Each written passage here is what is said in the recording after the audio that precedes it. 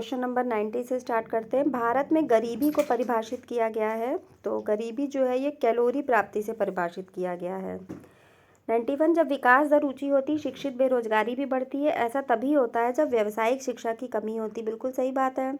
पढ़े लिखे लोग ज़्यादा हैं और नौकरी नहीं मिल रही, टेक्निकल एजुकेशन की कमी है जो हो रहा है। निम्नलिखित में से किस एक से समावेशित विकास को बढ़ाने की आशा नहीं की जा सकती है? तो समावेशित विकास का जो है इसमें ऑप्शन सी है, राष्ट्रीय आय की ऊंची दर से। ऐसा क्यों है? समावेशी विकास से आशय होता है समाज में सबसे नीचे रहने वाले व्यक्ति को समान अवसर उपलब्ध हो तथा योजनाओं का लाभ निम्न तबके के लोग भी प्राप्त करें। क्वेश्चन नंबर 93, निम्नलिखित में से कौन सा सूचकांक भारत में गरीबी की तीव्रता की माप करने के लिए सर्वाधिक उपयुक्त है? बहुत अच्छे क्वेश्चंस हैं, ठीक है।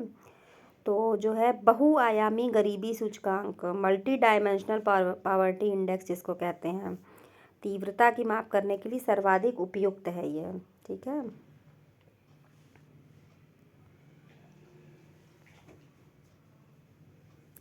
नाइन्टी फोर, निम्नलिखित में से किस समिति की सिफारिश पर राष्ट्रीय एक्सचेंज स्टॉक की स्थापना हुई थी?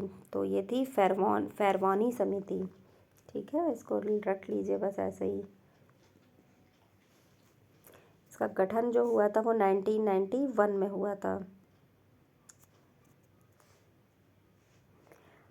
मुंबई स्टॉक एक्सचेंज में संवेदी शेयर सूचकांक की संख्या है तो 30 है। ये भी पूछा जाता है, 30 है इसकी संख्या, ठीक है।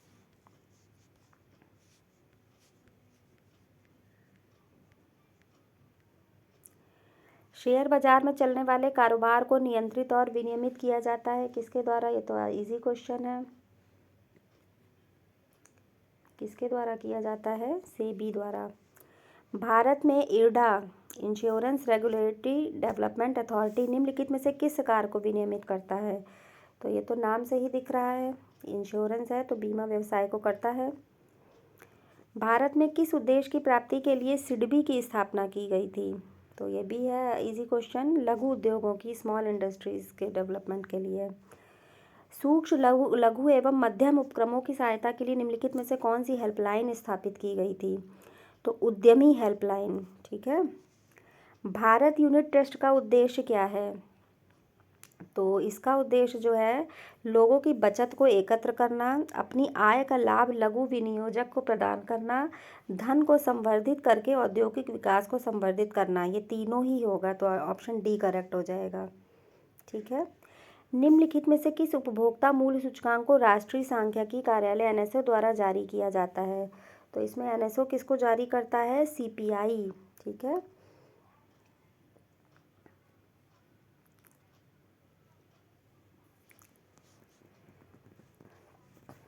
किसी अर्थव्यवस्था में मुद्रास्फीति के साथ बेरोजगारी दर में वृद्धि को क्या कहते हैं? मतलब इन्फ्लेशन भी है, बढ़ रहा है, और बेरोजगारी दर भी बढ़ रही है, तो उसको क्या कहा जाता है? तो इसको लर्न कर लीजिए, इसको स्टैगफ्लेशन कहते हैं, ठीक है। ऐसी जो है इसको ऐसी स्थिति जिसमें इकोनॉमी और बेरोजगारी दोनों की जो है रेट बहुत हाई होती है, ठीक है। निम्नलिखित में से कौन सा लागत अन्य मुद्रा से कास्ट पुल इन्फ्लेशन का कारक है? तो मजदूरी दर में बढ़ोतरी, ठीक है। कास्ट पुल इन्फ्लेशन, मजदूरी दर में बढ़ोतरी।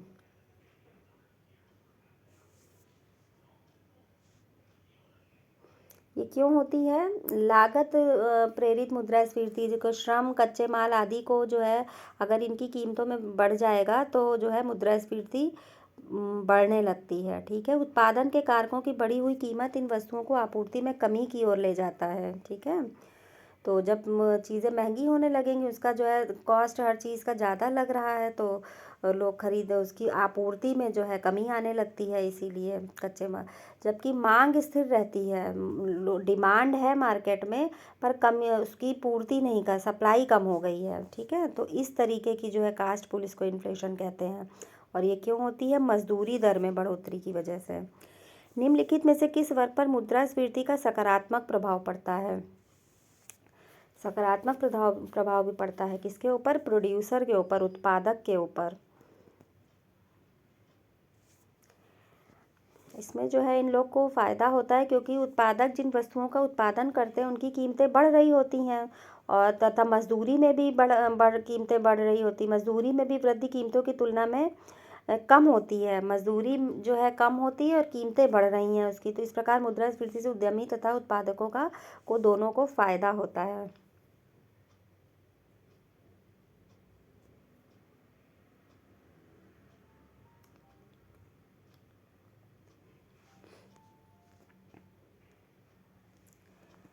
किस वक्र के द्वारा मुद्रास्फीति और बेरोजगारी के मध्य विपरीत संबंध दर्शाया जाता है?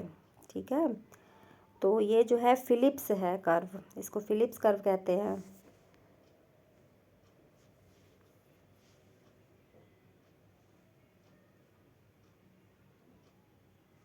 मतलब इसका विपरीत संबंध से क्या मतलब है कि मुद्रास्फीति जब महंगाई बढ़ने पर बेरोजगारी कम होती है, तो इसको फिलिप्स कर्व कहते हैं। ठीक है, थोड़ा सा यूनिक है ये ना।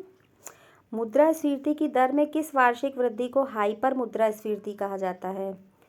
ये 4 अंकीय। ठीक है, जब 4 अंकी हो जाए तो इसको हाइपर मुद्रास्फीति कहते हैं। बहुत ज़्यादा डिटेल में जाने की ज़रूरत नहीं है इनमें, इनको बस थोड़ा सा आइडिया होना चाहिए। वर्तमान में भारत में भारतीय रिजर्व बैंक द्वारा लक्षित मुद्रास्फीति कितनी है? 4%। ठीक है, देश का प्रथम पर्यावरण अनुकूल शेयर सूचकांक ग्रीनएक्स किसके द्वारा जारी किया जाता है? कल हमने पढ़ा था कि ग्रीनएक्स है क्या, और आज पूछा है कि कौन इसको जारी करता है। तो इसको जो है बॉम्बे स्टॉक एक्सचेंज जारी करता है। ठीक है, इसमें 25 कंपनियों के शेयर शामिल हैं। जिन शेयरों का क्रय विक्रय नियमित रूप से प्रतिदिन शेयर बाजार में होता है, ऐसे शेयर क्या कहलाते हैं? तो एक्टिव शेयर कहलाते हैं। मौद्रिक नीति के तहत रिजर्व बैंक द्वारा प्रयुक्त गुणात्मक साख नियंत्रण के उपायों में कौन सा शामिल नहीं है? तो देखिए, नैतिक दबाव शामिल होता है, प्राथमिक क्षेत्र के लिए ऋण भी शामिल होता है, सीधी कार्यवाही भी शामिल होता है, तरलता समायोजन सुविधा ये नहीं शामिल है। ठीक है, तो मिलते हैं नेक्स्ट लेक्चर में। Thank you.